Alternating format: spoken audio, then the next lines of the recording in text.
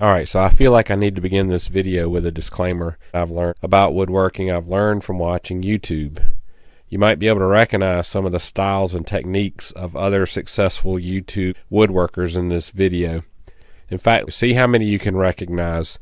List them and tag them, whatever you do. Do that in the YouTube comments below. Let's get started. Hey. I was asked by a friend of mine to make a stand-up desk, and I thought, why not? I mean, who doesn't love a desk that you can stand behind while you're at work? You know, lean back in your chair, kick up your feet. Who wants to stand up while they work? Watch this video to see how I made this desk. Join my Patreon. I don't have a Patreon. Anyway, but you can like and subscribe. Plop a comment down in below, and let's get to it. All right, let's get started.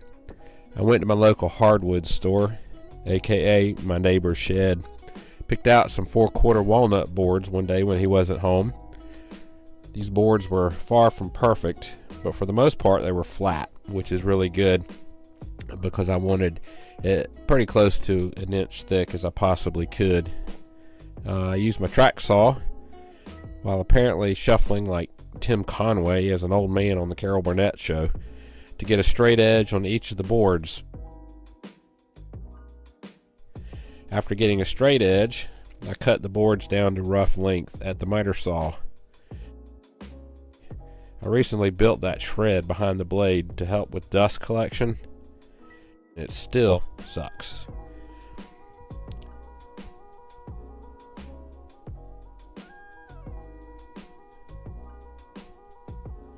Alright, then I could take the boards over to the table saw to get a parallel edge.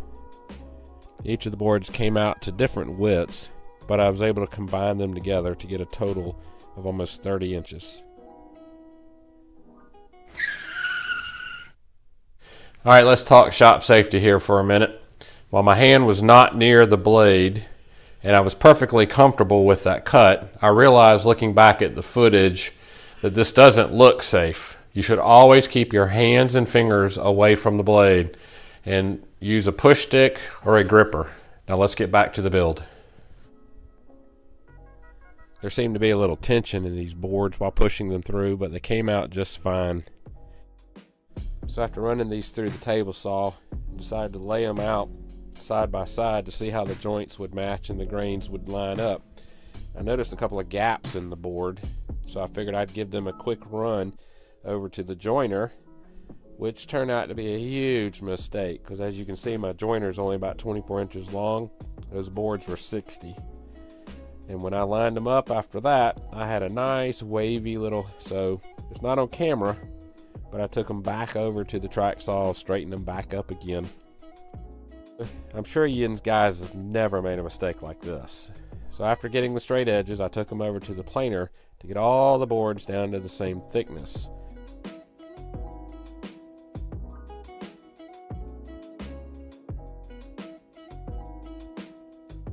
And get ready for a good old-fashioned glue up.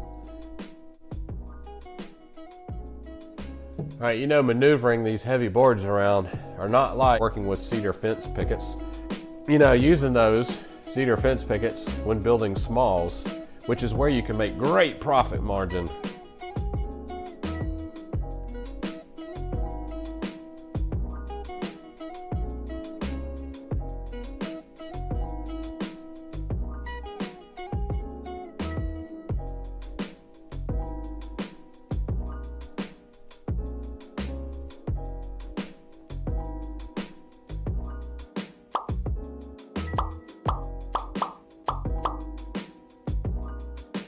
So after a couple of hours, I was able to take off these clamps, kind of lay it out, and then set it up to cut off the edges to get a nice straight edge. Now, one thing I don't like seeing is how those edges dropped off individually, which means the glue didn't get out on the outer edge, but that's okay because I knew I would be cutting those off. So I took a little Tyvek tape. That's some stuff that I've used in previous builds, but that stuff is good at sealing off some of these knot holes and cracks that go all the way through the boards. I was able to mix up some deep pour epoxy pour it in those cracks, fill those things. Added a little black tint to them, hit them with a torch just to get the bubbles out.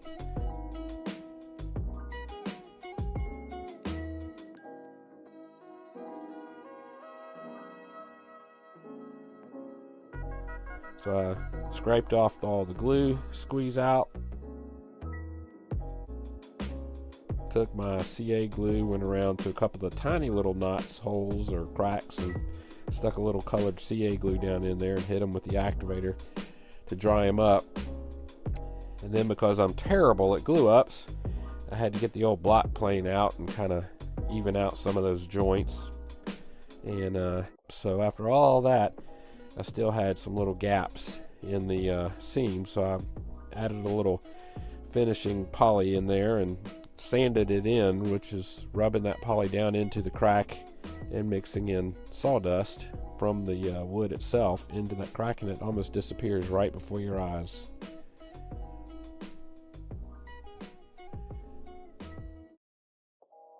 I took a little trim router and used a 1/4 inch round over bit to soften the edges on the top and the bottom of the boards.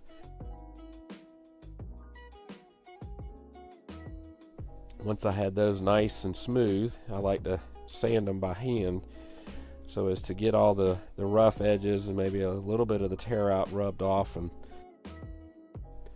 then of course I got the sander out, and using a crisscross pattern, letting the sander do all the work, I'm able to get this thing pretty level and smooth. And this was just a rough sanding to get all the high spots and some of that extra glue and epoxy off of there.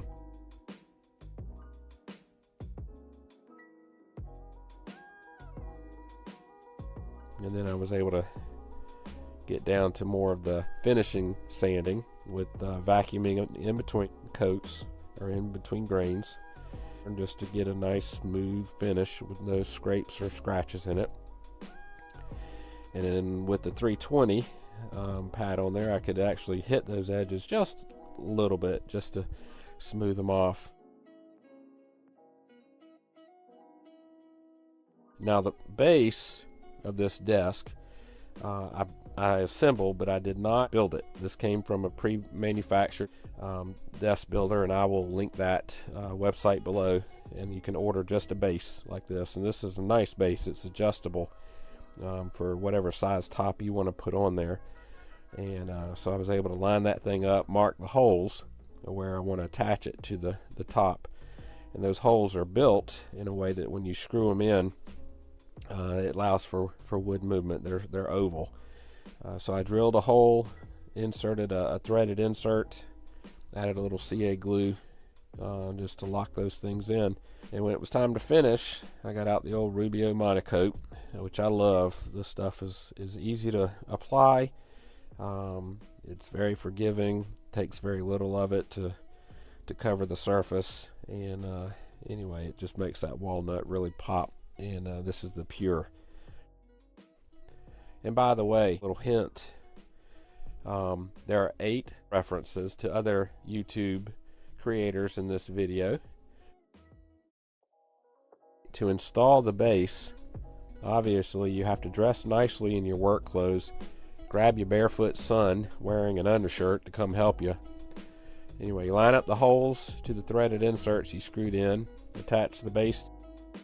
The grain on this top looks really good. I'm still not sure why somebody would want a stand-up desk, but to each his own.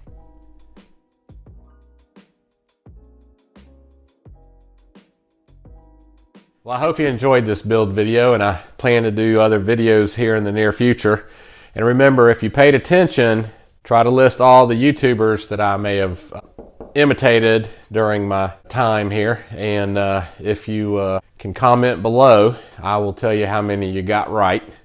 So if I offended any of those people, I apologize. My intention is to acknowledge what you've done for me in inspiring and teaching me in pursuing my woodworking passion.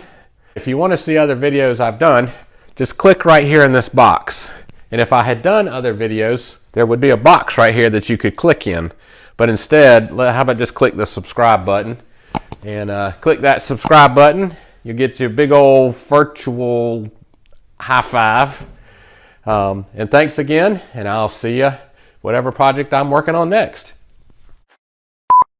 All right, you know, maneuvering these heavy boards around are not like working with cedar fence. Oh my gosh. Not like working with cedar fence pickets. Are not like working with cedar fence pickets. Oh, start over. Oh, hey.